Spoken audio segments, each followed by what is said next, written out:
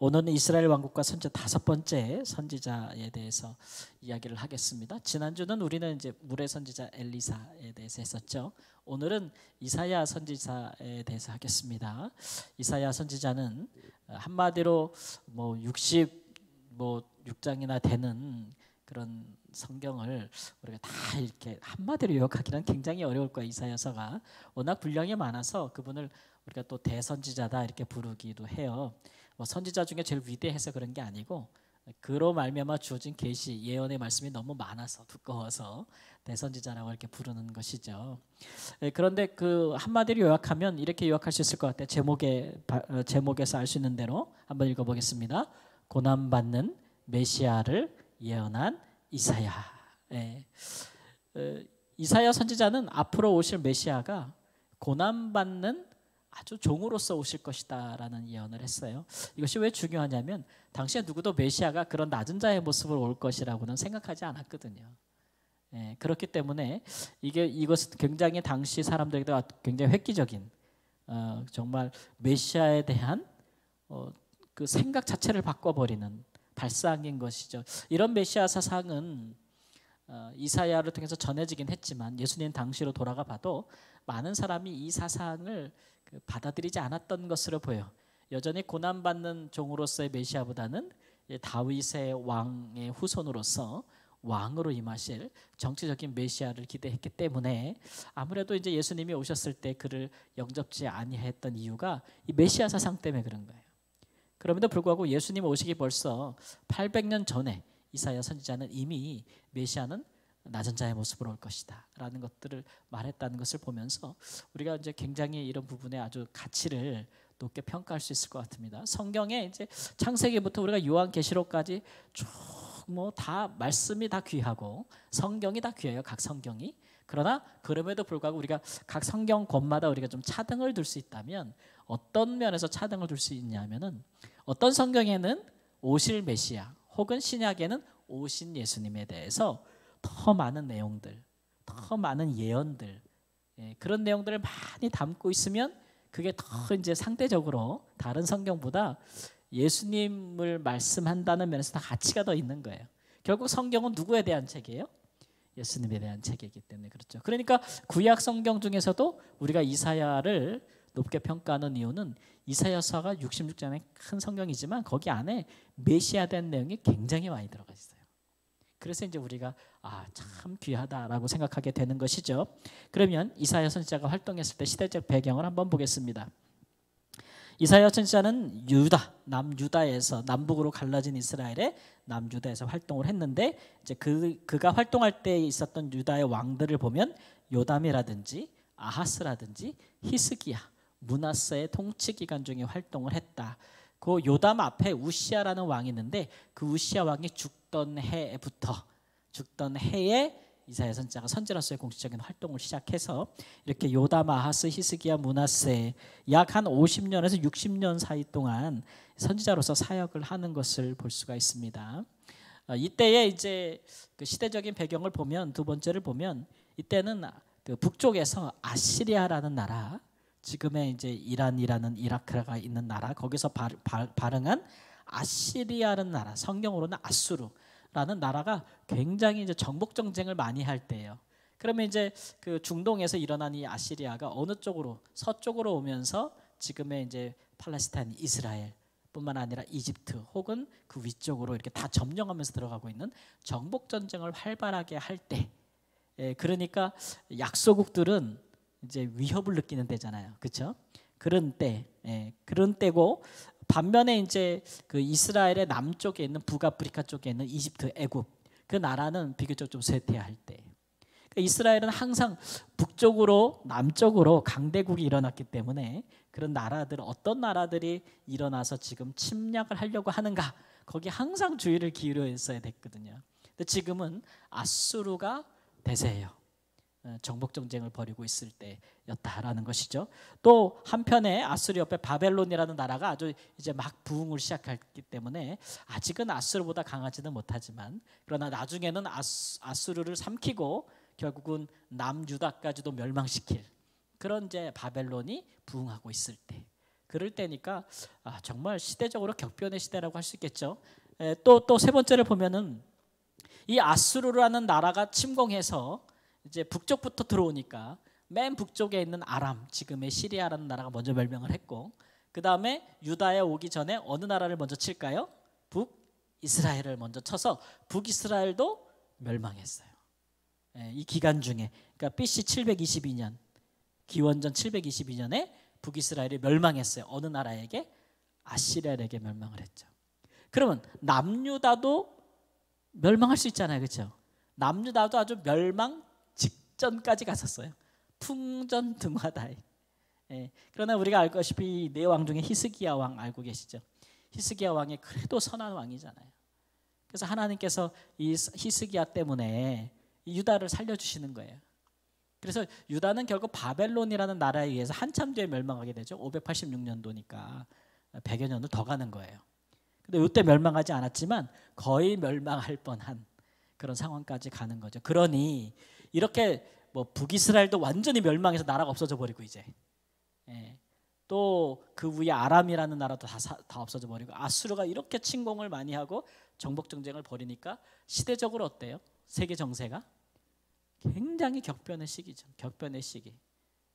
진짜 그 촛불이 이렇게 바람에 휙휙 휘날리는 그런 시기. 그런 시기에 선지자가 활동했다. 국제 정세가 급변하고 있을 때 그때 활동을 했다라고 하는 것입니다. 이사야 선지자는 어떤 사람인가 한번 볼까요? 이사야 선지자는 첫 번째로 보면은 구약의 복음서를 기록하다 그랬어요. 복음서는 신약에 있잖아요. 마태, 마가, 누가, 요한. 예수님의 그 말씀과 또 예수님의 사역을 친히 본 사도들이 기록한 것을 우리는 복음서라 그래요. 그렇죠? 그런데 구약의 복음서다라고 말한다면은 구약인데 예수님 오시기 전인데 예수님에 대한 얘기가 많다는 얘기예요. 오실 예수님에 대해서. 이걸 우리가 메시아 예언이라 그러잖아요. 메시아가 오면 이런 모습일 거라는 것을 제일 많이 기록한 것이 구약의 이사야서이기 때문에 그렇기 때문에 우리가 이사야서를 구약의 복음서라고 불러요. 그리고 근데 대부분 이제 성경책 읽으실 때 이제 뭐 스토리가 있는 건 잘 읽으세요. 뭐 창세기, 출애굽기, 레위기 레위기는 잘 안 읽으시고 그다음에 역사서, 여호수아, 뭐 룻기 이런 것들은 재밌단 말이에요. 출애굽기 이런 것들은 스토리가 있으니까. 민수기도 그렇고. 근데 이제 선지서로 들어가면 이사야서만 봐도 두껍잖아요. 그리고 이게 보면 이게 무슨 말인가? 보면 선지자들이 아주 불편한 말만 계속 하거든요. 당시에 부패한 그리고 죄로 말미암아 타락한 이스라엘 사회에 대한 경고와 심판의 메시지를 많이 전하기 때문에 우리도 읽으면은 굉장히 불편해요. 그래서 이 선지서, 구약의 선지자를 잘 읽다 보면은 마음에 우리 안에 죄성을 깨닫게 되는 은혜가 있어요. 이 선지자는 죄를 지적하는 말씀이 많거든요. 근데 신약의 복음서는 예수님에 대해서 자꾸 듣다 보면 마음이 따뜻해지고 예수님을 믿고 싶고 예수님을 주님으로 영접하고 싶고 그렇단 말이에요. 사랑이 뽀송뽀송 이렇게 뽀송뽀송해지는 게 복음서예요. 그런데 이제 구약의 선지서는 읽으면 읽을수록 뭐예요? 칼로 이렇게 마음을 팍팍 비집는 것 같아. 우리의 근본적인 죄성에 대해서 지적하고 있는 아주 날카로운 말씀들이 있기 때문에 다들 읽기를 싫어해요. 그러나 우리가 우리에 대한 죄에 대한 자성, 각성이 없이 예수님을 영접할 수 없잖아요. 우리 자신의 죄에 대해서 깊이 아는 만큼 예수님의 구원에 대해서도 깊이 알 수 있기 때문에 한 번쯤은 이 선지서에 대해서 푹 빠져보는 것이 심령이 괴롭기는 해도 유익이 됩니다. 이 거룩함에 대한 사모함이 생기거든요. 저는 고등학교 때 선지서를 엄청 열심히 읽었어요. 몇 번이나. 고등학교 때 공부하면서도 틈을 내서 선지서를 많이 읽고 청년 때도 많이 읽었어요. 그때는 그냥 눈만 뜨면 다 죄야. 나를 보면 다 죄고 남들 보면 죄만 보여. 교회 목사님, 장로님, 권사님, 집사님 보면서 다 저 속도 진짜 저럴까 이러면서 눈에 이렇게 핏줄이 서던 기억이 나. 선지서가 우리를 그렇게 예민하게 하는 부분이 있죠. 예민하게 하는 부분이 있어요. 그러나 이제 이사야 선지서는 그런 부분도 있지만 예수님에 대한 내용이 담겨서 우리에게 이제 회복하고 위로해 주는 메시지가 많아요. 그다음에 두 번째, 이분은 뭐 하는 분이었을까 보면은 역대하 26장 22절에 보면 그가 왕궁에서 왕의 그 역사를 기록하는 사람이었다라는 기록이 나와요. 그러니까 우시아 왕의 기록을 쭉 남겼다. 우리나라로 말하면 그 왕이나 대통령들의 기록을 남기는 사람은 뭐라 그러죠? 예전에 사관이라 그러죠. 사관. 역사를 기록하는 사람. 뭐 이스라엘에는 궁중 서기관, 역사를 왕의 역사를 쫙 기록하는 사람. 그런 정도의 직업을 갖고 있었으니까 굉장히 그 어느 정도 타당성이 있어요. 그런 추정이 그런 이 구절에 비추어 볼 때. 왜냐하면 이사야서를 보면 그는 왕도 만나고요, 제사장도 만나고요, 귀족층도 만나고 성전에서 소명을 받아요. 또 그러는 거 보니까 이 사람은 어느 정도 신분적인 그 지위가 있는 사람이에요. 왜냐하면 그 어울리는 사람들을 보면 알잖아요. 어울리는 사람을 보면 그 사람의 대략적인 신분을 추정할 수 있는데, 이제 그런 걸 보면 이 사람이 어느 정도 지위에 있는 사람이다라는 걸 알 수가 있고, 그다음에 세 번째 가족에 대한 걸 얘기해 보면 이제 이사야서 8장 3절에 보면은 그가 그 아내에게 가서 이제 아내에게 가고 아내로 말미암아 아들 둘을 낳는다고 얘기하는데, 그 아내, 내 아내에게 간다 할 때 그 아내가라는 말이 여선지자라는 말로 번역이 돼요. 여선지자. 그래서 아내도 선지자였다라는 추정이 가능해요. 그래서 이거 가족이 다 뭐예요? 가족이 다 이 선지자로서 사역을 했구나. 그러니까 아내도 꽤 이제 남편만큼 좀 이렇게 학구적이고 약간 그런 부분이 있었던 것 같은 생각이 들어요. 왜냐하면 여성이 구약에서 이런 어떤 그 독보적인 위치를 어느 정도 차지하는 건 쉬운 예가 아니에요. 아주 드문 예죠. 그랬던 것을 볼 수가 있고, 그 다음에 이제 그 아들 둘을 낳는데 첫째 아들을 이름을 뭐라고 그랬냐면 한번 읽어보세요. 마하 살랄 하스바스. 8장 3절에 나와요. 그 다음에 이게 둘째 아들이고 첫째 아들은 뭐예요? 스알 야수비다. 이렇게 하나님이 아들 낳고는 이름을 이렇게 지랄했어요. 의미가 뭐냐 그러면은 이제 너희들이 다 노략당할 것이다. 이제 이방 민족이 들어와 가지고 너희들이 다 노략당할 것이다. 다 빼앗길 것이다 라는 의미고, 또 하나 의미는 뭐냐요? 남은 자가 돌아올 것이다. 다 포로로 잡혀가는데 결국 살아남은 자들만 돌아오게 될 것이다. 이 두 가지 의미, 하나는 노략이라는 의미고 하나는 귀환이라는 의미를 담아서, 이게 이제 걸어다니는 이 두 아들들이 살아있을 때 이 일이 다 일어나는 거 아니겠습니까? 그죠? 그러니까 이 아들들의 이름으로 말미암아 그것이 하나의 뭐가 돼요? 징조와 예표가 되게 하는 거예요. 그 자녀들의 이름으로서 징조와 예표가 되게 앞으로 일어난 일들에 대해서 하나님께서 그렇게 하셨고 이사야는 그렇게 순종했다라는 것들을 오늘 말씀에서 보고 있습니다. 그다음에 그러면은 이제 이사야가 선지자가 이사야서에서 했던 예언들에 대한 대략적인 주제들을 살펴보면, 첫 번째는 남유다를 향한 경고와 심판이 담겨 있어요. 이제 북이스라엘은 뭐 했어요? 망했어요. 그러면 이제 누구 차례예요? 남유다 차례. 그러니까 북이스라엘이 망한 게 너네보다 걔네들이 더 악해서 망했냐? 이러는 거죠. 너희들도 회개하지 아니하면 그와 같이 망하리라. 그래서 이 북이스라엘과 남유다는 원래 한 나라였잖아요. 다윗 시대 때. 그러니까 자매라 그래. 자매. 여성용 자매. 그러니까 네 언니가 망했는데 너도 안 하면 너도 망할 거야. 이런 경고의 메시지를 주고 있는 것이겠고, 실제로 이제 이사야 선지자는 경고만 할 뿐만 아니라 때가 이르면 진짜 망할 거라고 얘기해요. 남유다가 진짜 망할 거라고. 그게 두 번째예요. 진짜 망할 거라고. 근데 누구한테 망해요? 북이스라엘은 아수르라는 나라에 망했는데, 이제 남유다는 바벨론이라는 새로운 나라, 일어나는 나라에 의해서 망할 것이다. 이 아수르는 바벨론에 의해서 멸망하거든요. 우리 세계사로는 바빌로니아, 이 나라에 망한데, 그리고 이제 포로로 잡혀갈 것이다 이런 얘기예요. 근데 이제 결국은 포로에서 돌아올 것이다 이런 얘기도 하고, 바벨론도 결국은 나중에는 멸망할 것이다 이런 예언의 말씀도 주고 있고, 그 다음에 이제 뒤에 그렇게 이제 뭐 경고와 심판의 메시지만 주는 게 아니고, 이제 포로가 다시 포로된 상태에 다시 돌아올 거라는, 자기 나라로 다시 돌아올 거라는 어떤 그 희망, 소망을 품게 해주고, 메시아가 오시면 이제 이스라엘 가운데 진정한 의가 회복되고 진정한 구원이 일어나게 되고, 너희들을 핍박했던 이방은 뭐예요? 심판을 당할 것이다 라는 것들에 대한 메시지가 이사야서의 이제 주된 메시지라고 할 수 있으니까, 가만 보니까 이사야 선지자는 이제 이게 뭐라 그러죠? 심판과 구원의 메시지를 교차적으로 주고 있어요. 그러니까 이게 병도 주고 약도 주는 셈이죠, 그죠? 심판의 현재를 보면 뭐예요? 심판이 올 것이다. 경고의 강한 메시지를 주면서도 그러나 하나님의 궁극적인 목적은 그의 백성을 향한 뜻은 심판이 끝이 아니고 결국은 이것을 구원하려 함이고 다시 거룩하게 하려 함인데 결과적으로 이것을 완전하게 이루어 주실 구원을 이루어 주실 분은 누구라고요? 메시아라는 것에 초점을 맞춰서 이제 예언의 메시지를 주고 있습니다. 그런데 보면은 이 메시아 사상, 메시아가 오면은 결국은 완전한 구원이 일어날 것이다 라고 하는, 그리고 완전한 심판이 일어날 것이다 라고 하는 메시아 사상은 구약에서 꾸준히 발전해 왔어요. 뭐 그 전 시대 사람은 메시아라는 걸 아무도 모르는데 갑자기 이사야가 메시아가 오시면 이렇게 되는 거 아니잖아요. 그러니까 구약의 이스라엘 백성들 가운데 메시아 사상이 꾸준히 발전되어 온 역사가 있어요. 한번 보게 되면 가장 이제 원시복음, 구약에서 우리가 복음 구절을 하나 뽑으라고 하면 창세기 3장 15절을 뽑습니다. 신약에서 우리가 한 절 뽑으라고 하면 어디서 뽑아요?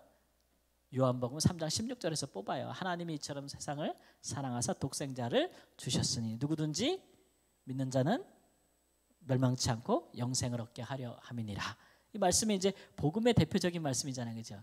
딱 들으면 이해가 되고 우리가 전도할 때도 딱 제시할 수 있는 성경 구절인데 요거에 상응하는 의미를 담고 있는 구약의 구절로 처음의 구절, 아주 처음의 구절로 가면 창세기 3장 15절 말씀에 보면 아담과 하와가 타락했을 때 하나님께서 그들에게 이제 뱀에게 말씀하시면서 여자의 후손이 네 머리를 밟을 것이다라고 얘기해요. 그 여자의 후손, 여자의 씨, 그 다 이제 보통 남자의 씨라 그러는데 여자의 씨, 그 독특하다. 이게 무슨 얘기지? 이런 생각이 들잖아요. 여자의 후손이 뱀의 머리를 밟을 것이다. 사탄, 사망 다 밟을 것이다.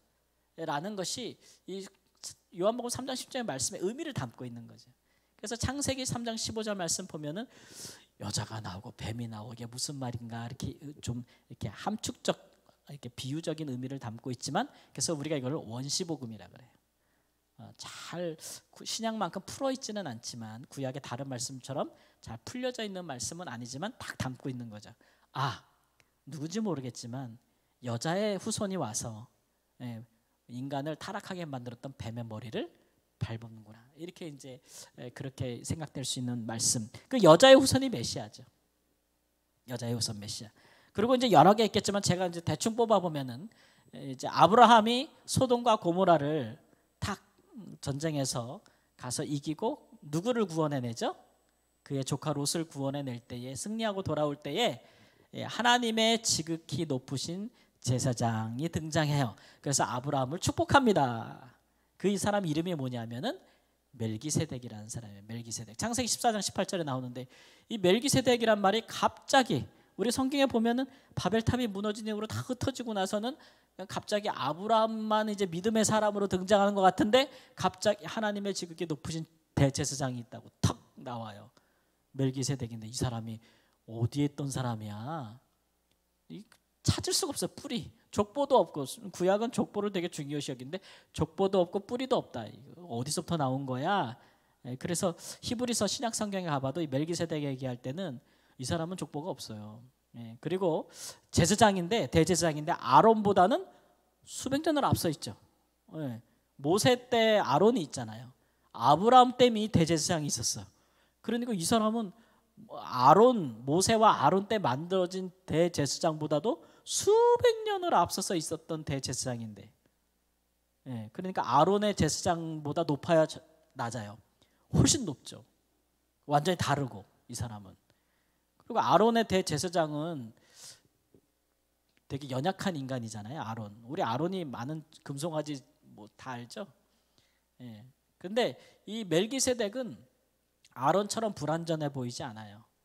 그리고 아론보다 굉장히 높은 게 결국 이제 이스라엘 백성들이 다 아브라함의 자손 아니에요? 그런데 아브라함으로부터 뭘 받아요? 아브라함이 이 멜기세덱으로부터 축복을 받아요. 낮은 자가 윗사람을 축복하나요? 윗사람이 낮은 사람을 축복하나요? 윗사람이 낮은 자를 축복한다는 것이 히브리인들의 그 사상과 문화예요. 오늘날은 뭐 아무나 그냥 애도 뭐 아버지를 축복할 수 있지만 성경적인 사상은 그래요. 성경적인 문화는. 그러니까 아브라함에게 축복하고 아브라함에게 11조를 받았어요. 멜기세덱이. 그러니까 멜기세덱은 아브라함보다 높으니 그 이후에 어떤 대제사장이 나와도 멜기세덱보다 높은 사람은 없죠. 그래서 우리 이 멜기세덱을 구약에 나타난 메시아라고 얘기해요. 깜짝 탁 나타난 메시아. 이렇게 이제 이해하면 좋겠습니다. 그 다음에 이제 또 흘러가다 보면은 모세가 참 훌륭한 선지자잖아요. 하나님도 말씀하시기를 모세같이 훌륭한 선지자가 일어남이 없었다. 모세는 친히 하나님을 뭐한 사람이에요? 대면에서 본 사람이라 그랬어요. 아주 특별한 은혜를 입은 사람이고, 모세는 대제사장도 아니지만 지성소까지 들어가서 하나님과 기도하고 하나님 음성을 들었던 사람이고, 이스라엘 백성들을 애굽에서 인도해냈던 사람이잖아요. 엄청난 사람이죠. 근데 모세가 말씀하기를 나중에 하나님이 나와 같은 선지자 하나를 너희들에게 일으켜 주실 것인데 너희들이 그를 보거든 그의 말씀에 뭐 하라요? 순종하라. 그림은 살리라 이렇게 얘기해 주거든요. 예언하거든요. 신명기 18장 15절 말씀에 그래요. 그러니까 모세와 같은 선지자라고 모세는 예언을 하지만 사실은 모세보다도 더 나은 선지자죠. 그래서 이제 예수님께서 오셔서 많은 일을 행하실 때에 사람들이 저가 이제 선지자 중에 하나냐? 이제 생각하는 거예요. 저가 이제 예레미야 같은가? 저가 이제 어떤 선지자와 비슷한가? 그 능력이 비슷한가? 막 보는데 예수님이 이렇게 행하시는 일들을 보면은 모세가 행하셨던 일들을 행하는 거죠. 모세가 광야에서 만나와 메추라기를 주듯이 광야에서 오병이어 사건을 막 일으키시고, 모세는 홍해 아래로 물 아래로 지났지만 예수님 물 위로 걷고 말이죠. 막 그렇게 함으로써 예수님은 모세보다도 더 자신이 더 뛰어나다는 걸 자꾸 보여주세요. 그래서 모세가 예언한 것도 내 뒤에 오실 분이 바로 그분이고, 그다음에 마지막으로 이제 다윗의 후손. 다윗이 이제 하나님께 약속을 받잖아요. 언약을. 그게 뭐냐면 내 몸에서 날 내 후손을 통해서 내가 영원한 나라, 내 왕위가 견고하고 영원할 것이다.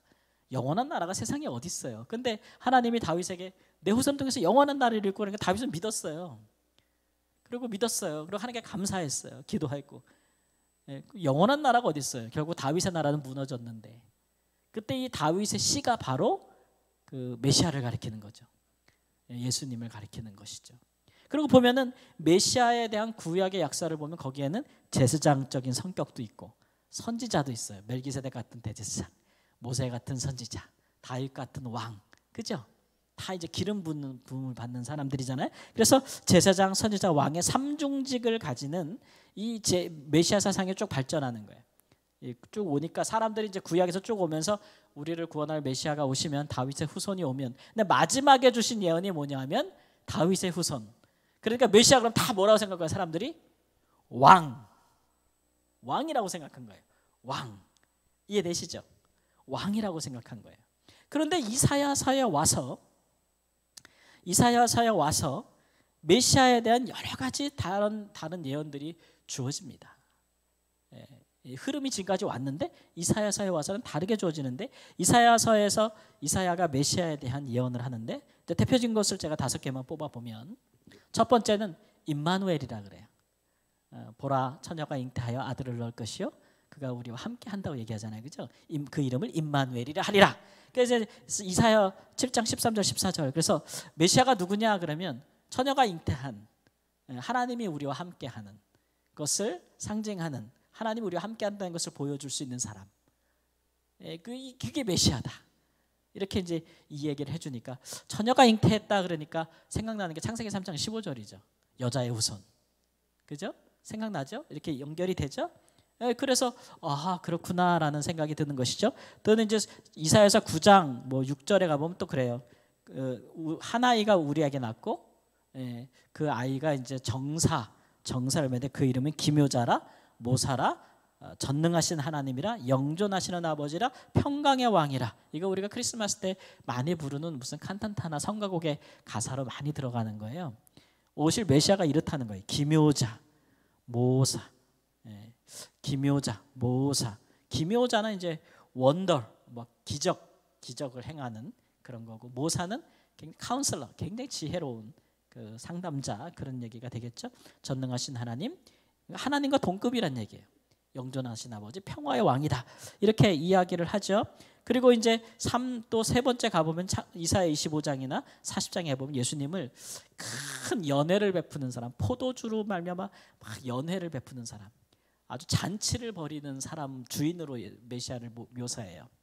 그래서 예수님께서 가나 호난 잔치에서 물을 포도주로 바꿨잖아요, 그죠? 잔치집에. 그런 것들을 이루려 하심인데 그런 자로 묘사하고 심지어는 이제 40장 5절에 가보면 목자, 예수님을 목자로 묘사하기도 해요. 이런 것들은 이제 뭐 그렇게 독특하다라고는 할 수는 없겠으나 그래도 메시아 사상이 이렇게 굉장히 진전하고 있는 거예요. 구체적인 말들로 다른 언어지만 전에 있던 것보다는 훨씬 더 자세하게 진전해 가는 것이라고 할 수 있는데 네 번째 나오는 게 굉장히 이제 상이한 거죠. 전에 있었던 메시아에 대한 사상과는 완전히 좀 이건 너무 다른데? 라는 느낌을 주는 건데 그게 뭐냐면 그게 이제 종의 노래예요. 이사야서에 가보면 노래 가사가 4개가 나와요. 노래 가사. 근데 제목을 붙이라 그러면 다 뭐냐면 종의 노래. 따라해보세요. 종의 노래. 노예의 노래예요. 4곡이 나오는데 42장, 49장, 50장, 52, 53장에서 걸쳐서 4번이 나오는데 뭐 42장에 나오는 그 가사는 그래요. 여러분 들어보셨어요? 내가 붙드는 나의 종, 나의 택한 자를 보라. 그는 상한 갈대를 꺾지 아니하시고 꺼져가는 심지도 끄지 아니하신다. 이거 들어보셨죠? 그게 이제 첫 번째 나오는 종의 노래예요. 내가 사랑하는 내가 붙드는 나의 종을 보라. 이러면서 나오는 거예요. 그게 첫 번째고 두 번째는 이제 또 49장에 나오는데 여호와께서 말씀하시니 태에서부터 나를 종으로 지으신 자다. 여호와께서 이렇게 말씀하실 때 너는 내가 태어날 때부터 태에서부터 너를 종으로 지었다. 이렇게 종으로 지었다. 메시아를 가리킬 때 종이다. 뱃속에서부터 이렇게 이제 얘기하고 있는 거 보고 그 다음에 이제 50장에 가보면은 또 메시아가 스스로 말하기를 나를 때리는 자에게 내가 등을 맡겼고 내 수염을 뽑는 자들에게 내가 뺨을 들이밀며 모욕과 침뱉음을 당하여 내 얼굴을 가리지 아니하였다. 그래서 이제 메시아가 당할 순환에 대해서 쭉 나오는 가사들이 나오고 마지막으로 이제 52장 53절의 긴 우리가 그 구절을 보면 우리 잘 아는 거예요. 그는 실로 우리의 질고를 지고 머리 나오고 그가 찔림 우리의 허물을 인하며 그가 상함 우리의 죄악을 인함이라. 뭐 이런 거 있잖아요. 그가 채찍에 맞은 우리가 나음을 입었고 그가 뭐 채찍에 맞은 우리가 나음을 입었도다. 그런 말씀들. 그는 뭐 우리의 질고를 지고 슬픔을 당했거든. 우리는 생각하기를 그가 뭐 자기 죄를 인하여서 그렇게 한다고 생각하였다. 이런 말씀들. 쭉 그는 마른 땅에서 나온 연한 줄기 같아서 우리가 보기에 흠모할 만한 아무 것이 없도다. 쭉 나오는 거 있죠. 그 주옥 같은 말씀들 보면은 너무 막 이렇게 살아갈 사람은 진짜 너무 불쌍해.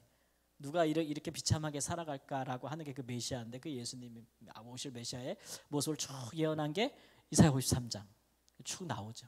그게 이제 마지막 노래. 이렇게 노래가 4번에 걸쳐서 가사가 쭉 나온단 말이에요. 그게 이제 이사야서의 핵심 예언이고 사람들이 볼 때도 야 메시아가 이렇게 노예로 온다고? 종으로 온다고? 그리고 사람들한테 막 두들겨 맞고 막 뺨 맞고 막 침뱉음 당하고 모욕을 당하고 막 수모를 당한다고? 심지어는 그가 막 죽는다고? 아무도 안 알아준다고? 철저하게 외면당한다고? 막 이런 말씀이 막 나오는 거예요. 이사야서에. 그러니까 사람들이 이제 기본적인 마음으로 이 말씀을 믿고 싶겠어요, 안 믿고 싶겠어요? 우리를 구원하러 올 메시아가 다윗 같은 어떤 모든 전쟁에서 이길 만한 그런 전쟁에 능한 자이거나 정치적인 왕이거나 막 이런 모습이기를 기대했는데 이사야 선지자가 주는 메시아에 대한 예언은 너무 비참해. 너무 낮은 자야. 그러니까 잘 받아들이지 못하는 그런 것이겠죠. 어쨌든 그렇게 함으로써 결과적으로 메시아가 결국은 그런 고난을 통해서 영광을 이룰 것이고 마지막에 보면 하나님의 은혜를 회복시켜 줄 것이고 또 의를 회복시켜 줄 것이다 라는 말씀으로 이제 마무리되고 있는 것으로서 이 메시아 사상 이사야서 메시아 사상의 핵심은 뭐냐면 고난받는 종으로서의 메시아. 이게 이제 핵심이다 이거예요. 핵심이다. 여기까지 잘 따라오셨어요? 잘 따라오시면 되게 쉽게 하고 있는 거예요. 이것만 딱 들어도 이사야서가 그렇구나. 그리고 이사야서를 보시면 그 다음부터 와닿는 게 다를 거예요. 와닿는 게 다를 거예요. 다른 선지자와는 달리 오실 메시아에 대한 예언이 이렇게 다르구나라는 걸 여러분 느끼실 거예요. 그래서 이제 우리가 마지막으로 오늘 일찍 끝납니다. 적용을 해보면 이사야서를 적용을 한번 하면 첫 번째는 뭐냐면 소명과 무사 안일 이렇게 한번 얘기해 볼까요? 우리가 이사야가 선지자가 활동할 시대의 시대적인 배경을 봤잖아요.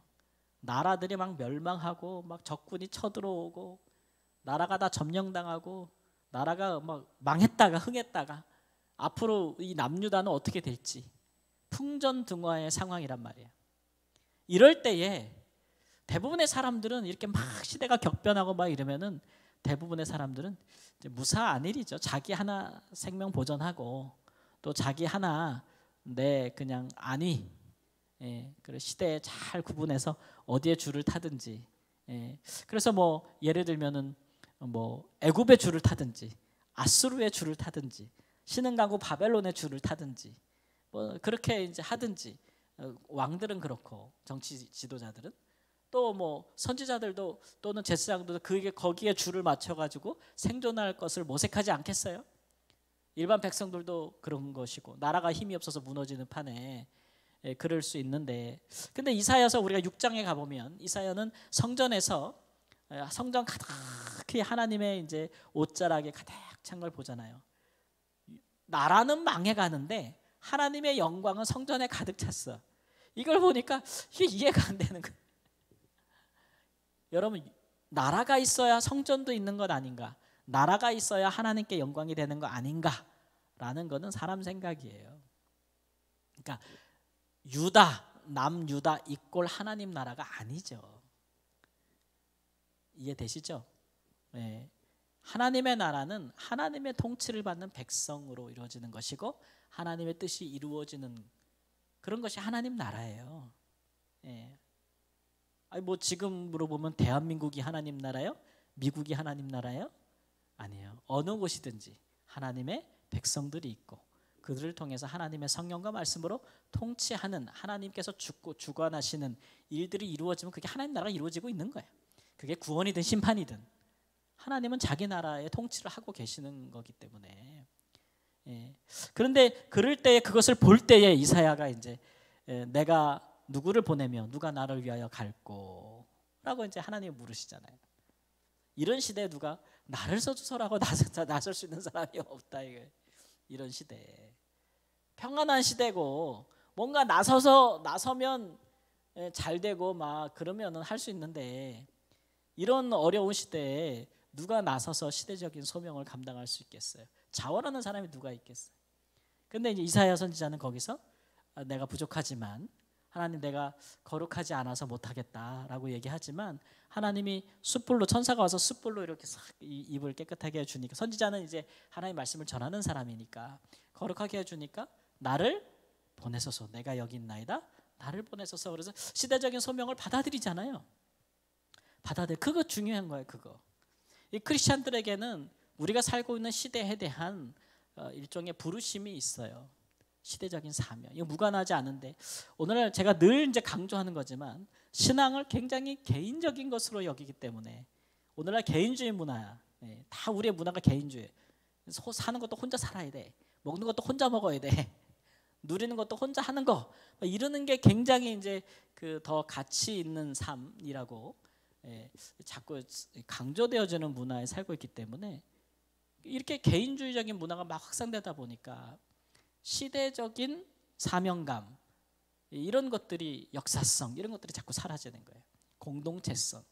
근데 우리의 신앙은 그렇지 않아요. 신앙은 개인적이기도 하지만 공동체적이에요. 그리고 굉장히 역사성이 있고 시대성이 있어요.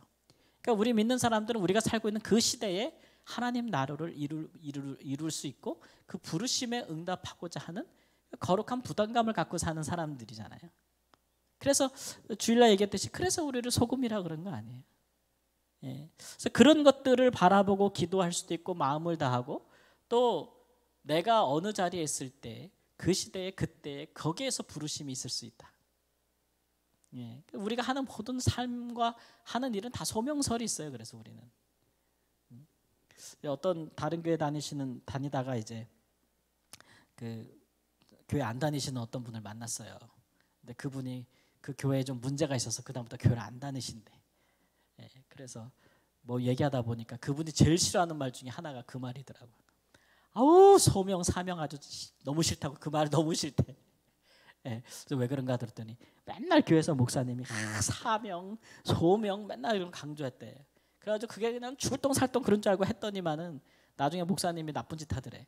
그러니까 이제 다 싫다는 거야. 다 싫다는 거. 예, 그런 얘기를 하면서 이제 복장 터진다고 막 그런 얘기를 하는 걸 봤어요. 근데 소명과 사명은 우리가 사람에게부터 받는 게 아니죠. 사람 보고 받는 것도 아니고 누구 보고 받는 거예요?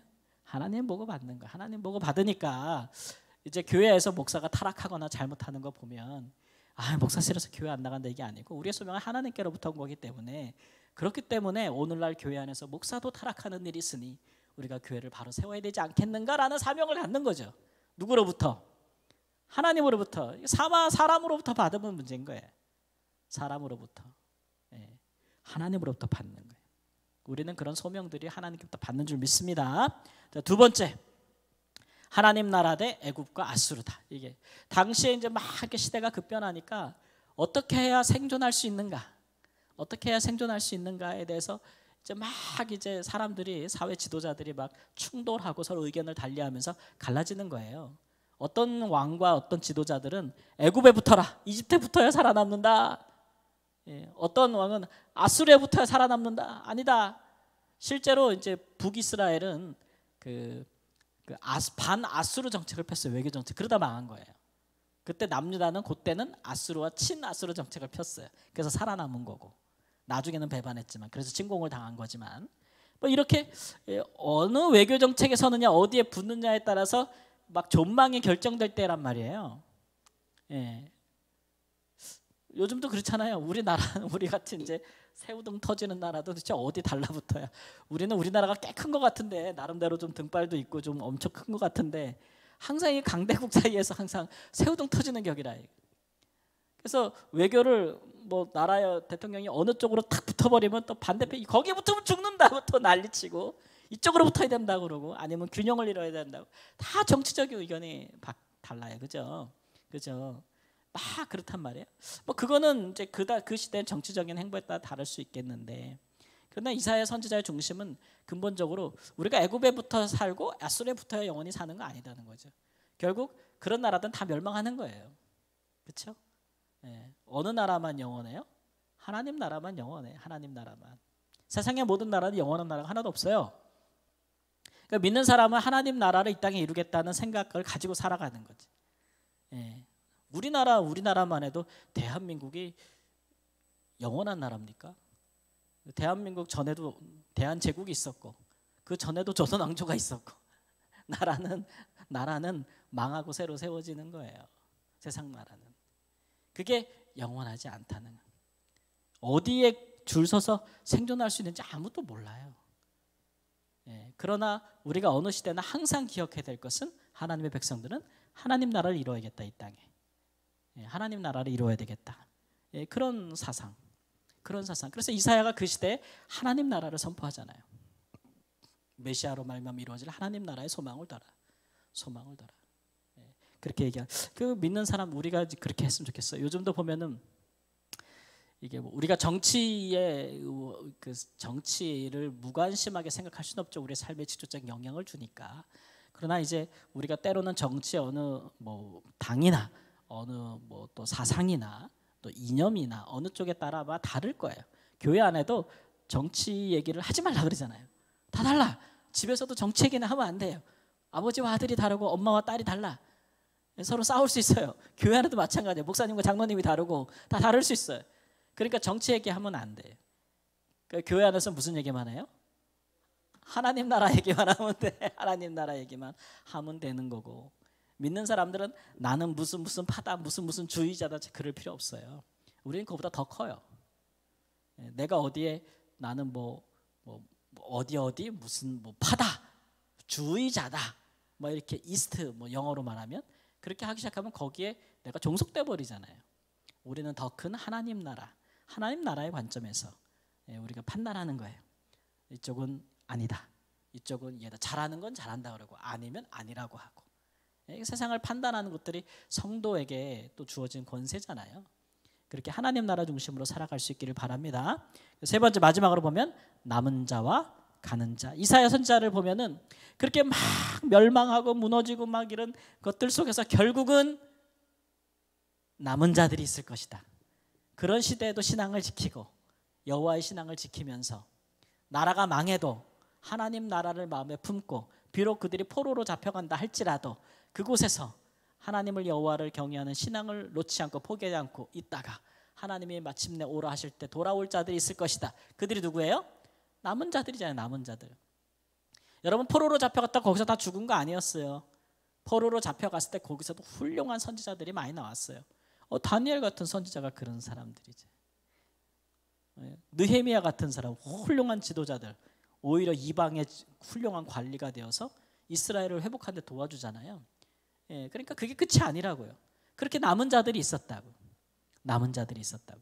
그 이사야 선지자가 그 남은 자들이 마치 나무를 자르면 그루터기 같은 사람들이라고 이야기하잖아요. 그런 시대에도 그런 사람이 있다는 거예요. 남은 자들, 자기 자신을 지키는 자들.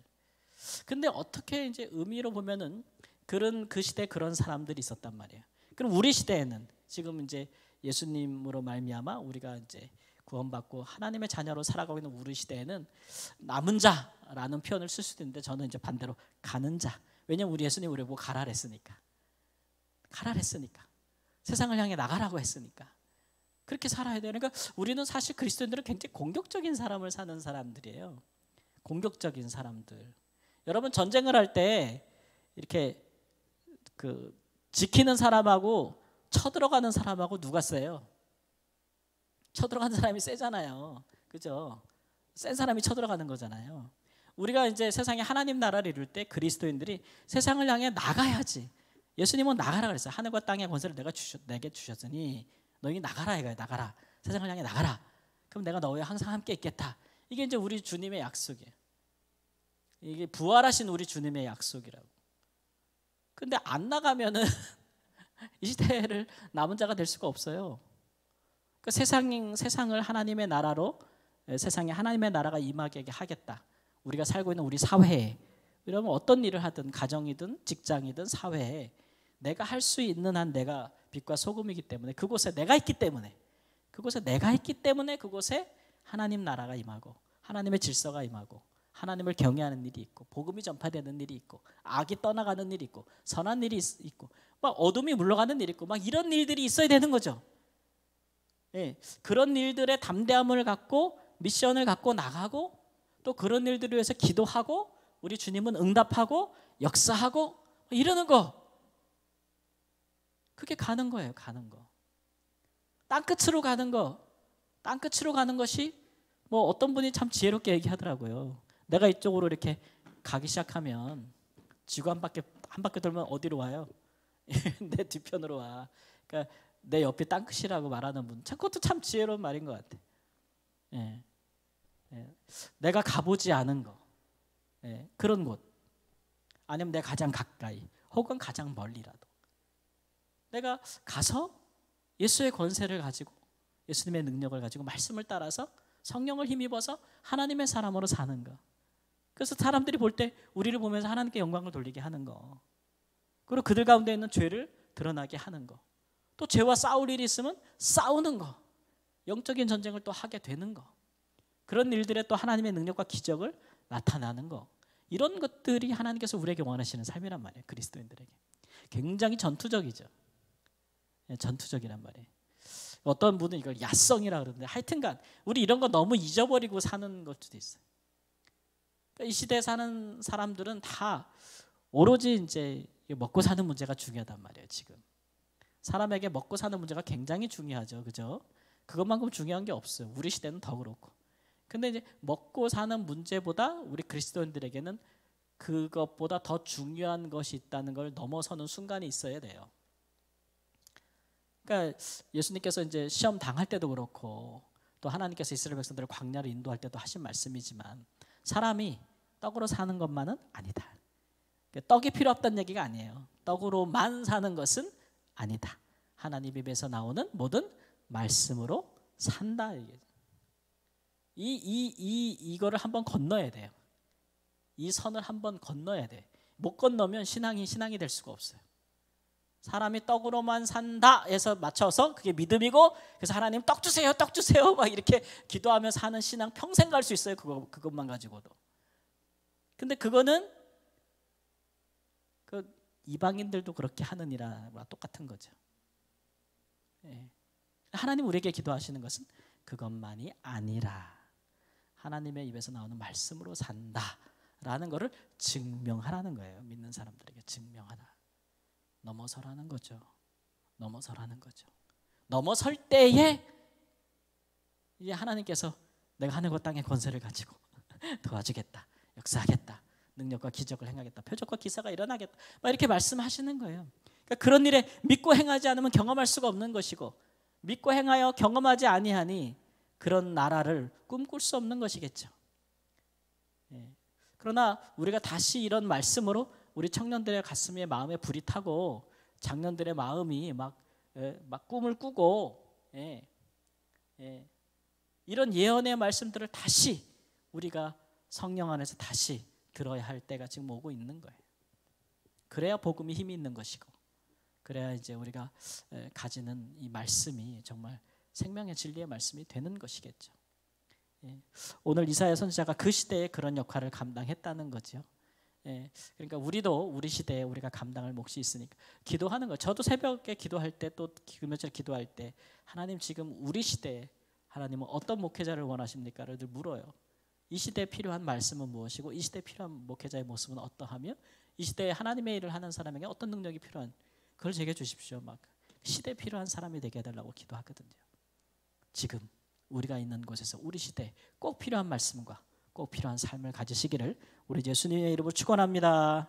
아멘. 기도하겠습니다. 주님, 사랑하는 주의 백성들이 선지자 이사야와 같은 마음을 품고 하나님 새로운 시대를 바라보면서, 아니면 우리가 처한 시대를 아파하면서 하나님 주께 기도하며 받은 말씀을 증거하고 삶으로 살아냈던 것을 봅니다.